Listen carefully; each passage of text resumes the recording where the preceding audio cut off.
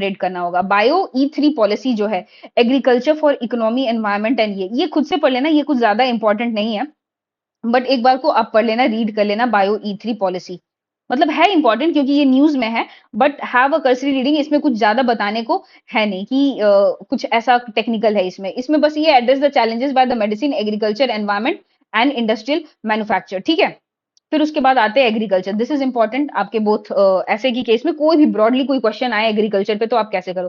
10th agree census के हिसाब से आप जरूर कुछ कुछ चीजें कोट करना, जैसे 86% आपके small and marginal land holders है, वुमेन लैंड होल्डिंग बढ़ी है 13%, फ्रैगमेंटेशन जो है पहला यूपी एंड बिहार आपका सेकंड नंबर पे है। अब देखिए थोड़ा सा बिहार का मैप, एग्रीकल्चर में 3 एग्रो क्लाइमेटिक जोन है और फिर तीसरे को साउथ को भी 2 में डिवाइड कर देते हैं।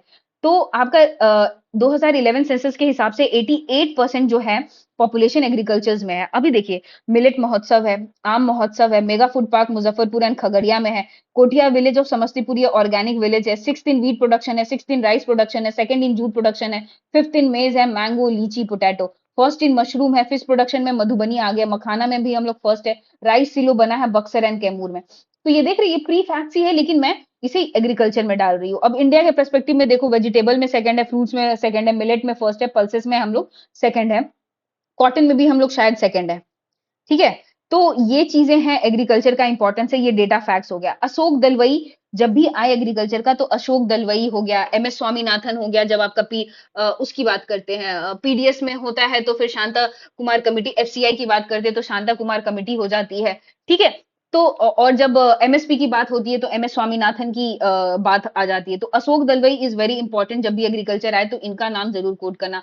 हब स्पोक मॉडल पे डेवलप करना, डिमांड ड्रिवन होना चाहिए, मार्केट इंटेलिजेंस सिस्टम होना चाहिए, एम्पावर फार्मर होना चाहिए, फोकस ऑन सेकेंडरी एग्रीकल्चर, वही डेयरी वगैरह जो अलाइड एक्टिविटीज है एग्रीकल्चर से, उसको ये करना, ठीक है। फिर उसके बाद मैंने पहले भी लेक्चर्स में बताया कि जब भी कुछ भी सेक्टर आए तो उसका एक प्रोसेस होता है सोचने का। तो आप जब भी एग्रीकल्चर के बारे में एक होलिस्टिक आंसर लिख रहे हो तो सोचोगे कि इनपुट लेवल पे क्या क्या स्कीम है, क्या क्या प्रॉब्लम होती है, फील्ड पे क्या क्या होती है, स्टोरेज में क्या क्या होती है, ट्रांसपोर्ट में क्या क्या होती है, एंड मार्केटिंग में क्या क्या होती है। तो जैसे मैंने यहाँ पे बस थोड़ा सा पॉइंट आउट कर दिया कि बिहार का बीहन ऐप है, जैविक कॉरिडोर है, दृष्टि ऐप इरिगेशन के लिए, 7 डिस्ट्रिक्ट एप्पल कल्टीवेशन के लिए, 4th एग्रीकल्चर मैप है, इसके अंदर पराग है, ग्रोथ जो है क्रॉप का वो 6% है, ये ESI का डेटा है, फिश का 11% है, ठीक है। तो इनपुट में हमें क्या चाहिए होता है, seed, fertilisers and credit. Seed में हम क्या चाहिए, HYV सीड्स के बारे में बात करेंगे, फर्टिलाइजर्स की क्या बात करेंगे, यूरिया स्कीम है हमारा, नैनो डैप है, क्रेडिट में हम KCC की बात करेंगे, ठीक है। KCC 7,000 करोड़ दिया है बिहार गवर्नमेंट ने। फील्ड में क्या बात करेंगे, सॉइल हेल्थ की बात करेंगे, पेस्टिसाइड की बात करेंगे, हार्वेस्टिंग, पेस्टिसाइड्स में क्या है, PM प्रणाम है, ऑर्गेनिक मैन्युअर वगैरह यूज करेंगे। इरिगेशन में क्या क्या है, यहाँ पे दृष्टि ऐप है, हर खेत को सिंचाई का पानी 300 करोड़ मिला है, 7 निश्चय 2 में आया है। अगर इरिगेशन में यहाँ पे इंडिया लेवल पे बात करें तो PM किसान सिंचाई योजना है आपका, ठीक है। फिर स्टोरेज में आपको वेयर हाउसेस की बात करिए, बजट 2025 में establish cold storage at subdivisional and block level पे, ये बिहार बजट की बात है, ठीक है। फिर उसके बाद ट्रांसपोर्टेशन में लिंकेजेस की बात है, हम लोग upward and forward and linkages की बात है, चाहे आपका किसान रेल हो तो कहीं ना कहीं हम ट्रांसपोर्टेशन पे ही फोकस कर रहे हैं।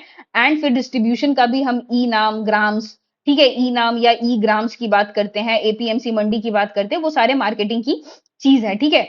फिर उसके बाद स्टेप्स आप देख लो, HYV सीड्स है, फर्टिलाइजर PM प्रणाम है, यूरिया स्कीम है, क्रेडिट KCC है, इंश्योरेंस है, फसल बीमा योजना है, सॉइल हेल्थ कार्ड है आपका, ठीक है। हार्वेस्टिंग में आपका क्या क्या है, सब मिशन और मैकेनाइजेशन है। देखिए मैकेनाइजेशन और ESI के हिसाब से 45% ही मैकेनाइज है, कस्टम हायरिंग सेंटर्स हैं आपके, इरिगेशन में PM सिंचाई योजना है, वाटरशेड डेवलपमेंट प्रोग्राम है, ट्रांसपोर्ट में फ्रेट कॉरिडोर है, किसान ट्रेन है, किसान फ्लाइट है, उड़ान 2.0 है जिसको बोलते हैं, मार्केटिंग में ई नाम है, ग्राम से एग्रीकल्चर है, 22,000 रूरल हार्ट है, एक कृषि उन्नत योजना है, ठीक है, national mission on edible oil है, सहकार से समृद्धि तक जो अभी नया कोऑपरेटिव खुला है। तो ये सारी चीजें जो हैं एग्रीकल्चर को स्ट्रेंथन करने। सिग्निफिकेंस क्या है एग्रीकल्चर का, देखिए फूड सिक्योरिटी के लिए, इकोनॉमी के लिए है, एम्प्लॉयमेंट के लिए, क्योंकि 17% है। अगर यहाँ बात करें एम्प्लॉयमेंट कितने, 45% को एम्प्लॉय करता है, वुमेन एम्पावरमेंट, रूरल डेवलपमेंट की, रॉ मटेरियल टू इंडस्ट्री है, बहुत सारी इंडस्ट्री है, टेक्सटाइल इंडस्ट्री के लिए कॉटन देता है, ठीक है।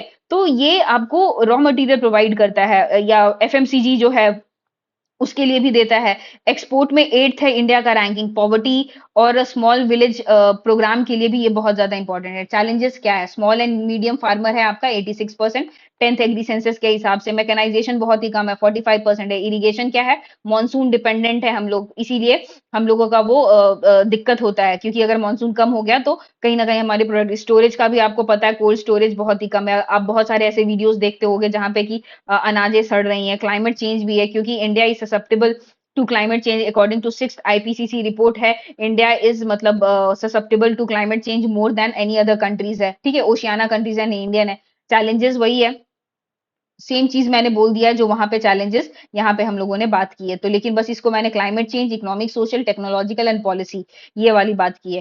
देखिए, एक बात है कि ये चीजें तो हो गई, लेकिन अभी बिहार गवर्नमेंट का ना थोड़ा हॉर्टिकल्चर, फ्लोरिकल्चर पे ज्यादा फोकस है, क्योंकि नालंदा जो है आपका वो वेजिटेबल बाउल ऑफ क्या बोलते हैं बिहार का है, क्योंकि नालंदा ना 4th एग्रीकल्चर जो रोड मैप है वहां पे भी उसकी बढ़ाई की गई थी। वहां पे कोई एक नोबल लॉरेट थे स्किल्जेट, वो बोलते थे कि भाई बिहार जो नालंदा के फार्मर्स है ना, they are greater than the scientist. ये वाला आप कोट कर सकते हो जब हम लोग बिहार करंट अफेयर्स करेंगे तो, ठीक है। तो हॉर्टिकल्चर में भी इंपॉर्टेंट है, आप पढ़ लेना कि हम लोग सेकंड लार्जेस्ट हैं, ठीक है। 10% अंडर लैंड जो है 10% अंडर हॉर्टिकल्चर है, एम्प्लॉयमेंट प्रोड्यूस करता है, वुमेन एम्पावरमेंट है, एफपीआई के लिए बहुत ही इंपॉर्टेंट है। तो हॉर्टिकल्चर होता क्या है बिहार में? आपका वेजिटेबल्स पे 3rd नंबर पे आता है, 6th आपका फ्रूट में आता है। तो हॉर्टिकल्चर क्या है? Cultivation of flowers, spices, vegetable, fruits, aromatic plants, ये हो गया आपका हॉर्टिकल्चर। तो एम्फोसिस क्यों है? फार्मर इनकम को डबल करेगा, एक्सपोर्ट को ये करेगा। एक्सपोर्ट इसलिए, अगर आप देखो ना तो तमिलनाडु में एक मदुरई मल्ली है जिसको जीआई टैग मिला हुआ है, तो उसका 80% एक्सपोर्ट होता है यूएई को, जितने भी फ्लावर्स होते हैं, ठीक है। मखाना भी आप देख लो तो हमारा काफी एक्सपोर्ट होता है।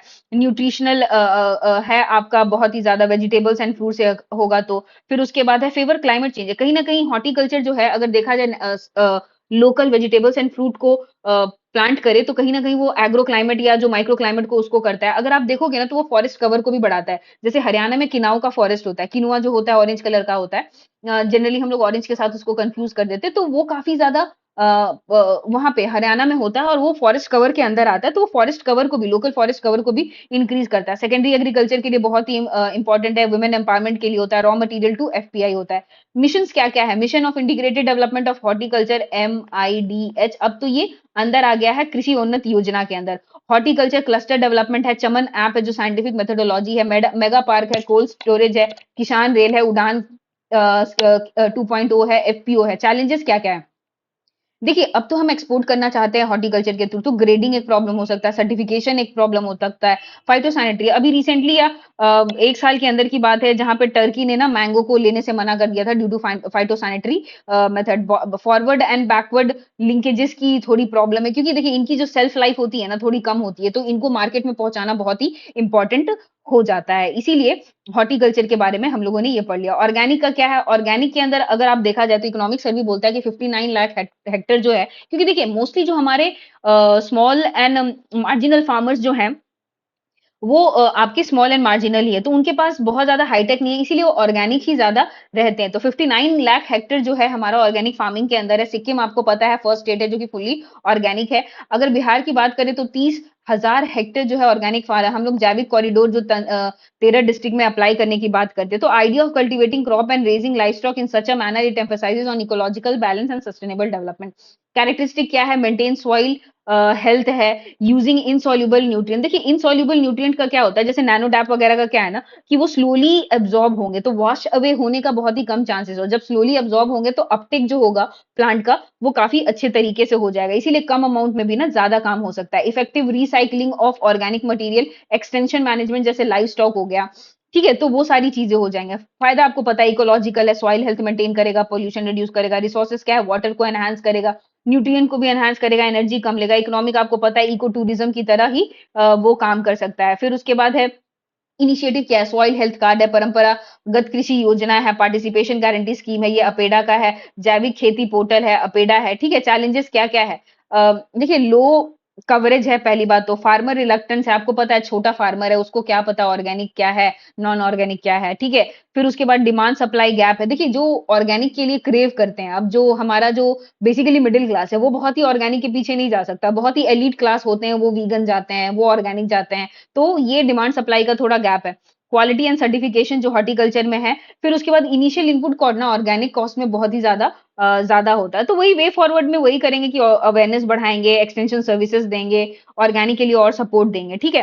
फिर फूड प्रोसेसिंग इंडस्ट्री भी आपको पता है, आपका बिहार का फ़ोकस टेक्सटाइल इंडस्ट्री में है, इथेनॉल में है, फूड प्रोसेसिंग इंडस्ट्री में। ये प्राइम इंडस्ट्रीज़ हैं, जो बिहार फ़ोकस करता है, ठीक है?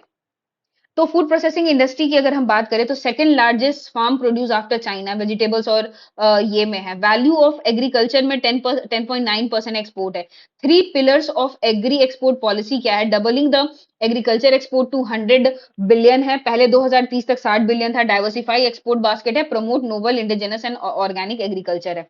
ठीक है, सिग्निफिकेंस क्या है? देखिए, फूड प्रोसेसिंग इंडस्ट्री का आप खुद ही देखते हो ना कि मतलब एक आलू मतलब आलू है और उसको चिप्स बेच रहे हैं। आप ₹10 के चिप्स के पैकेट में आपको दिखता है कितने कम ये होते हैं। तो ऑब्वियसली उसका कॉस्ट और उसपे प्रॉफिट ज़्यादा रहता है, ठीक है? बूस्ट एक्सपोर्ट है, वेस्टेज कम होता है। अगर यूएन के हिसाब से देखा जाए तो जितना हम प्रोड्यूस करते हैं उसका 30% वेस्टेज में चला जाता है। फार्मर इनकम डबल होगा।